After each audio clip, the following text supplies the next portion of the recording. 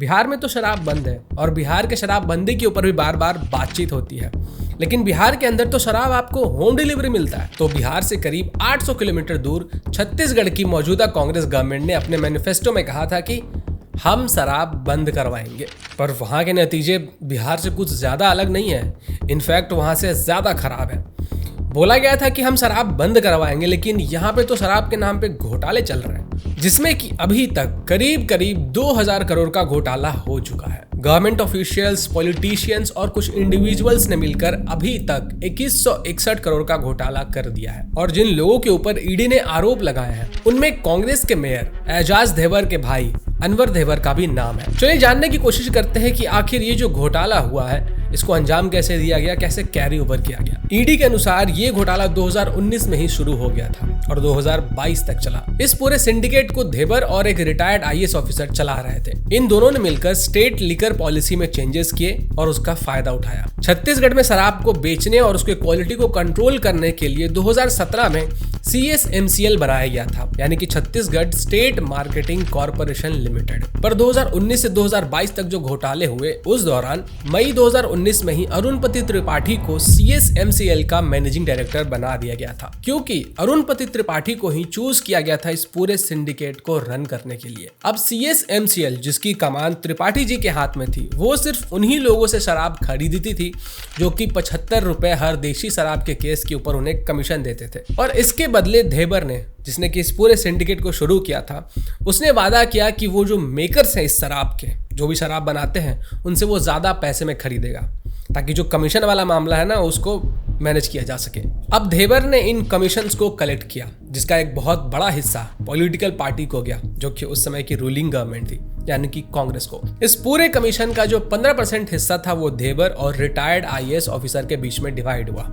वहीं पे जो 75% हिस्सा था वो गया highest political executives of the state. तो सरकार ने वादा किया कि वो शराब बंद करवाएंगे।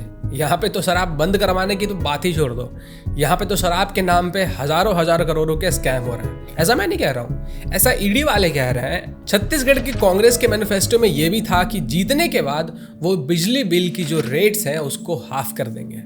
अब बिजली बिल के जो बिल आते हैं उसको हाफ करने का सबसे आसान तरीका क्या है? बिजली ही हाफ कर दो। बिजली पूरी ना मिलेगी तो बिजली बिल ही हाफ आएगा। खैर, जोक्स अपार्ट, कुछ चीजें हैं जो कि आपको जाननी जरूरी है।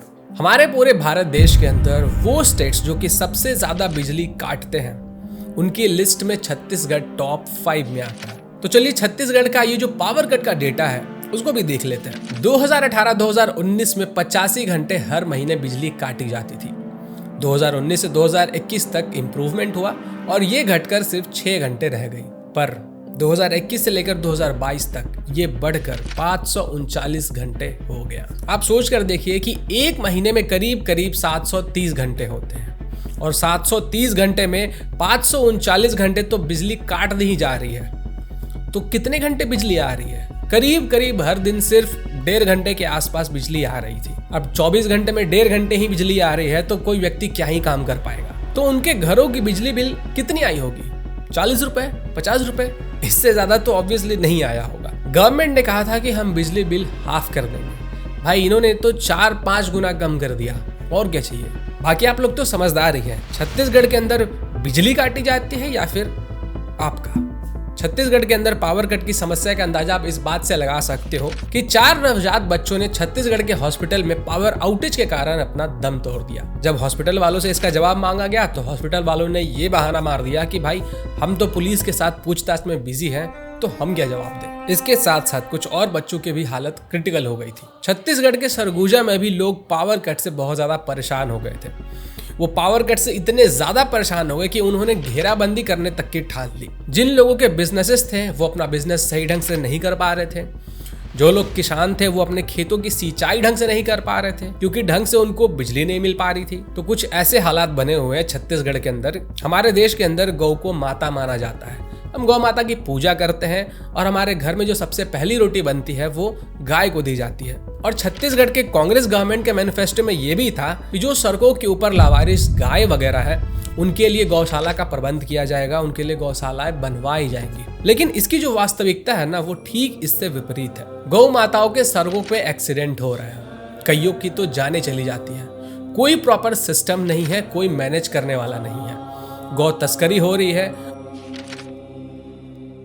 कई सारे गौ माताएं तो ऐसे ही दम तोड़ दे रही हैं क्योंकि उनकी देखभाल करने के लिए कोई भी नहीं है, कोई सिस्टम नहीं है। इसके साथ साथ छत्तीसगढ़ के जो सीएम साहब है भूपेश बघेल जी, उन्होंने युवाओं के साथ इंटरैक्ट किया था और युवाओं से संवाद कार्यक्रम के दौरान उनको बहुत सारे वादे किए थे। उनका एक क्लिप मैं आपको दिखाना चाहूंगा। ये वैकेंसी वैकेंसी मेरा सवाल ये है कि 21 वर्षों से फिजियोथेरेपी महाविद्यालय में स्नातकोत्तर पाठ्यक्रम या एमपीटी का संचालन शुरू नहीं हो पाया है।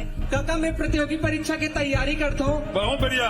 मोर सवाल है सर, पूछना चाहूँ जैसे कोई विधायक है जो चुनाव लड़ते तो ओला अगर हार जाते तो पता चलते कि वो कितना वोट से हारे है। तो इतने सारे वादे भूपेश बघेल जी ने किए थे युवाओं से, लेकिन कितनों की डिलीवरी हुई? इसका जवाब तो छत्तीसगढ़ की जनता खुद दे सकती है कि जो वादा उनके साथ किया गया था उनमें से कितनों के ऊपर भूपेश बघेल जी खरे उतरे हैं। अब ये जो युवाओं से संवाद हुआ था ना, ये YouTube के ऊपर अवेलेबल है। इसके कमेंट सेक्शन में आप जाओगे ना तो आपको हर जगह सिर्फ और सिर्फ यही चीज देखने के लिए मिलेगा कि हमसे ये वादा किया गया था बट हमें ये मिला नहीं, हमें ये मिलना चाहिए। तो नेक्स्ट टाइम जब आप वोट दो तो सोच समझ कर दो कि भाई किसे वोट दे रहे हो। वो जो वादाएं करता है वो पूरा करता भी है या फिर कुछ और ही पूरा करता है, क्योंकि छत्तीसगढ़ के अंदर इलेक्शन बहुत नजदीक है।